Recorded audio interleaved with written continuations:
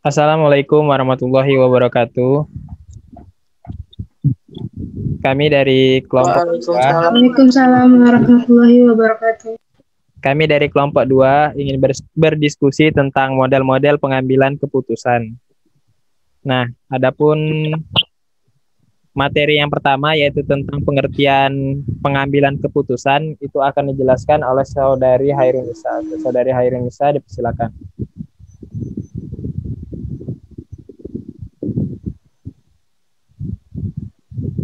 Baiklah, pengertian model pengambilan keputusan. Model adalah percontohan yang mengandung unsur yang bersifat penyederhanaan untuk dapat ditiru jika perlu. Pengambilan keputusan itu sendiri merupakan satu proses berurutan yang memerlukan penggunaan model secara cepat dan benar. Pentingnya model dalam suatu pengambilan keputusan adalah untuk mengetahui apakah hubungan yang bersifat tunggal dari unsur-unsur itu ada relevansinya terhadap masalah yang akan diselesaikan. Yang pertama, untuk memperjelas mengenai hubungan signifikan antar unsur. Yang kedua, untuk merumuskan hipotesis mengenai hakikat hubungan-hubungan antar variabel. Yang ketiga, untuk memberikan pengelolaan terhadap pengambilan keputusan. Model merupakan alat penyederhanaan dan penganalisisan situasi atau sistem yang kompleks. Jadi dengan model, situasi atau sistem yang kompleks itu dapat disederhanakan tanpa menghilangkan hal-hal yang esensial dengan tujuan memudahkan pemahaman. Pembuatan dan penggunaan model dapat memberikan kerangka pengelolaan dalam pengambilan keputusan. Sekian dari saya. Kembali ke moderator. Terima kasih kepada Saudari Hairunisa. Baiklah, materi selanjutnya tentang model-model pengambilan keputusan itu akan dijelaskan oleh saya sendiri. Nah, para ahli tentang model-model pengambilan keputusan, para ahli terus berusaha untuk mempelajari berbagai pendekatan dan cara yang digunakan oleh para pengambilan keputusan, baik yang berhasil maupun yang tidak, khususnya dalam menghadapi situasi problematis yang kompleks. Nah, dengan kata lain, mempelajari mengapa pengambilan keputusan ada kalanya membuat keputusan yang tidak baik untuk dikaji. Dengan ini dapat mengetahui sifat-sifat berbagai model dan teknik pengambilan keputusan, sehingga apabila diterapkan mendatangkan hasil yang diharapkan. Nah, pada dasarnya terdapat dua cara untuk melakukan penilaian keputusan, yaitu yang pertama, menggunakan pendekatan yang sifatnya pragmatis, yaitu melihat hasil yang dicapai. Nah, yang kedua, menggunakan pendekatan yang sifatnya prosedural. Dalam hal ini dinilai adalah proses atau tata cara yang digunakan dalam pengambilan keputusan. Nah, ada beberapa model dan teknik pengambilan keputusan, yaitu yang pertama, yaitu model optimasi. Nah, model optimasi ini sasaran yang ingin dicapai dengan model optimasi adalah bahwa dengan mempertimbangkan keterbatasan yang ada, organisasi memperoleh hasil yang terbaik yang paling mungkin untuk dicapai. Nah, sikap pengambilan keputusan, norma-norma, serta kebijaksanaan organisasi berperan penting dalam menentukan kriteria apa yang dimaksud dengan hasil yang terbaik yang mungkin dicapai. Nah, kemudian ada beberapa kelebihan dan kelemahan dari model optimasi atau bisa juga disebut sebagai rasional.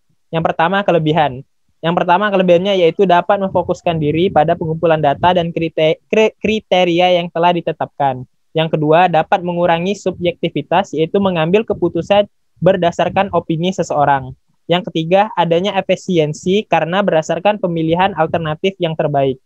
Kemudian kekurangan dari teknik pengambilan keputusan model optimasi, yaitu yang pertama ada diasumsikan atau dianggap bahwa ada pengetahuan yang telah dihasilkan.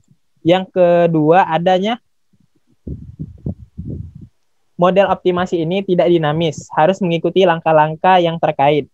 Dan yang ketiga, dimunculkan subjek objektif dalam pengambilan keputusan oleh siapapun untuk membutuhkan justifikasi pribadi atau tidak bebas dinilai. Nah, kemudian ada beberapa kriteria yang menonjol dari model optimasi ini. Yang pertama yaitu kriteria Maximin. Metode Maximin itu menjelaskan bahwa pembuatan keputusan seharusnya memusatkan perhatiannya pada atribut terlemah yang dimilikinya. Metode ini tidak banyak menggunakan informasi yang tersedia. Kriteria ini mencari alternatif yang maksimum dari hasil yang minimum dari setiap alternatif. Dan yang kedua ada kriteria Maximax. Model ini didasarkan pada asumsi yang optimistik yang menyatakan bahwa keputusan yang diambil akan mendatangkan hasil yang maksimum. Yang ketiga, ada kriteria melewatkan kesempatan. Model ini bertitik tolak dari pandangan bahwa merupakan hal yang alamiah apabila para pengambil keputusan berpikir dan bertindak dalam kerangka dilewatkannya peluang-peluang tertentu. Apabila melewatkan peluang itu berakibat pada tersedianya peluang yang lebih besar demi meraih keuntungan yang lebih besar pula. Dan yang keempat, kriteria probabilitas. Model ini berarti bahwa pengambilan keputusan harusnya menggunakan kriteria kemungkinan diperolehnya hasil tertentu sebagai dasar untuk menjatuhkan pilihan. Yang kelima, ada kriteria ini menilai materi yang diharapkan. Kriteria nilai materi yang diharapkan dalam praktek penggunaannya dimulai dengan penentuan nilai atau hasil yang diperoleh dari setiap alternatif yang dipilih untuk diterapkan. Yang keenam ada kriteria manfaat. Kriteria ini merupakan kelanjutan dari kriteria nilai materi. Terlihat bahwa dengan penggunaan kriteria ini pengambilan keputusan tidak memperdulikan risiko yang mungkin harus dihadapi apabila pilihan dijatuhkan atas berbagai alternatif yang tersedia. Baik, sekian dari saya. Yang selanjutnya yaitu materi tentang model satisficing, itu akan dijelaskan oleh maksud saya saudara Rahmat. Untuk saudara Rahmat saya persilakan.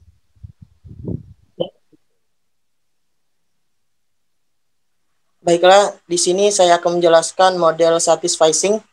Model satisficing merupakan pengambil keputusan memilih alternatif solusi pertama yang memenuhi kriteria keputusan minimal, dengan tidak berusaha untuk mengejar seluruh alternatif untuk mengidentifikasi solusi tunggal untuk memaksimalkan pengembalian ekonomi, muncul untuk memecahkan masalah. Bahkan jika solusi lebih baik diperkirakan ada kemudian, pengambilan keputusan tidak dapat menjustifikasi waktu dan pengorbanan untuk mendapatkan kelengkapan informasi. Masalah kompleks disederhanakan hanya mengambil inti masalahnya saja atau bounded rationality, sampai pada tingkat di mana pengambilan keputusan siap menyelesaikannya. Ide pokok dari model ini adalah bahwa usaha ditujukan pada apa yang mungkin dilakukan sekarang dan sini, dan bukan pada sesuatu yang mungkin optimal tetapi tidak realistis oleh karenanya tidak mungkin untuk dicapai. Model ini terdapat dua keyakinan.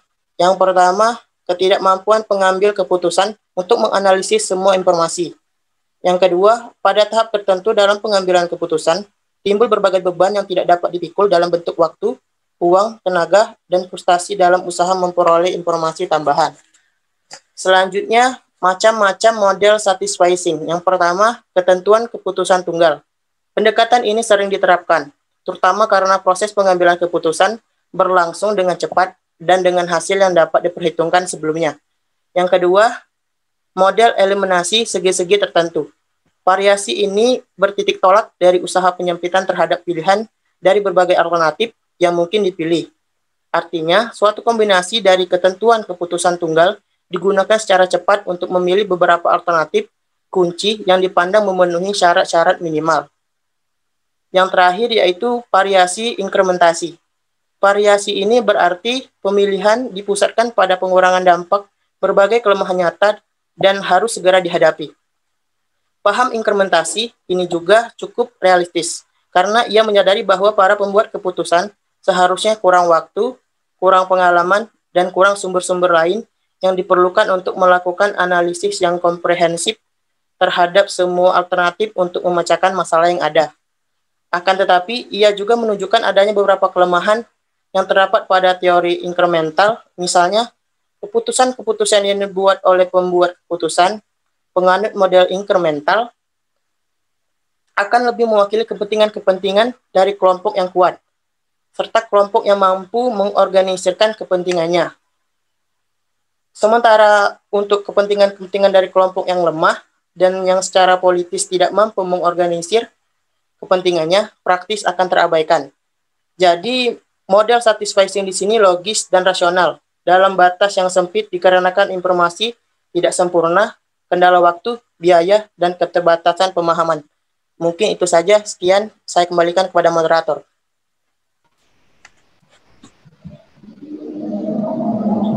Terima kasih kepada Saudara Rahmat.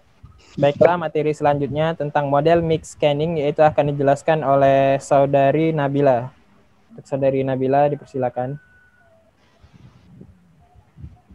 Model mix scanning atau disebut juga dengan model pengamatan terpadu merupakan setiap kali seseorang mengambil keputusan menghadapi dilema dalam memilih suatu langkah tertentu. Satu keputusan pendahuluan harus dibuat tentang sampai sejauh mana berbagai sarana dan prasarana organisasi akan digunakan untuk mencari dan menilai berbagai fungsi dan kegiatan yang akan dilaksanakan. Model pengamatan terpadu juga memperhitungkan tingkat kemampuan para pembuat keputusan yang berbeda-beda. Model pengamatan terpadu juga memiliki hakikat merupakan pendekatan kompromi yang menggabungkan pemanfaatan model rasional komprehensif dan model inkremental dalam proses pengambilan keputusan. Keputusan ini memungkinkan membuat keputusan-keputusan besar yang mempunyai dampak jangka panjang dan juga keputusan-keputusan dengan ruang lingkup yang terbatas. Mereka dapat menggabungkan kedua perspektif tersebut, yaitu yang berjangka panjang dan luas dengan yang sempit, bertahap, dengan maksud mencegah mereka membuat keputusan inkremental yang kurang melihat jauh ke depan. Mungkin itu saja. Terima kasih kepada Saudari Nabila.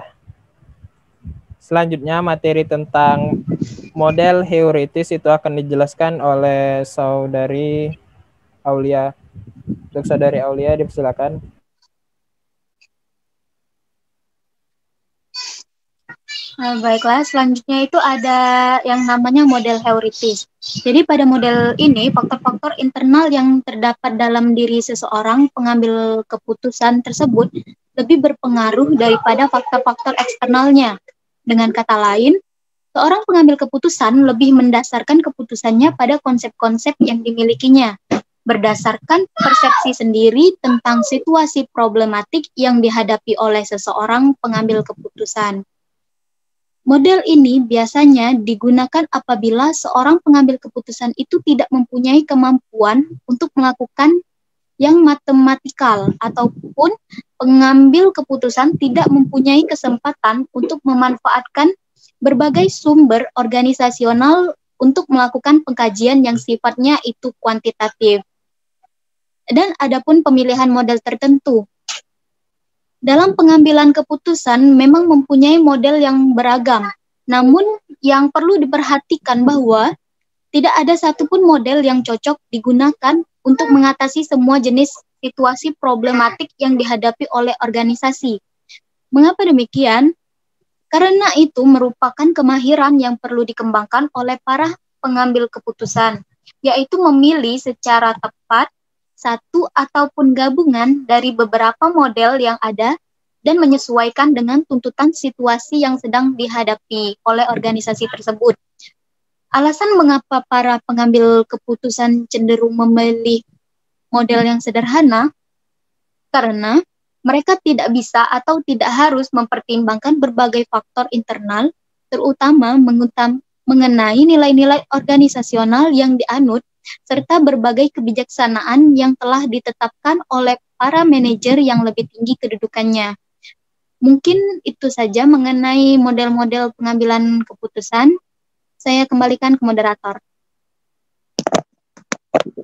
Terima kasih kepada Saudari Aulia Afwah.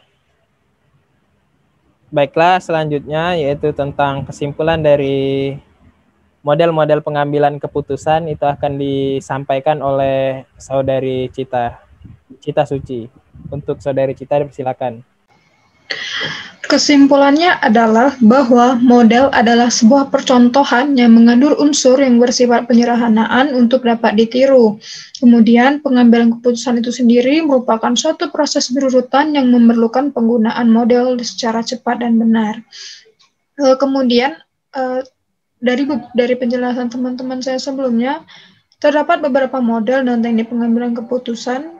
Yang pertama adalah model optimasi, yang kedua adalah model satisficing, yang ketiga adalah model mix scanning, dan yang terakhir adalah model heuritis. Terima kasih.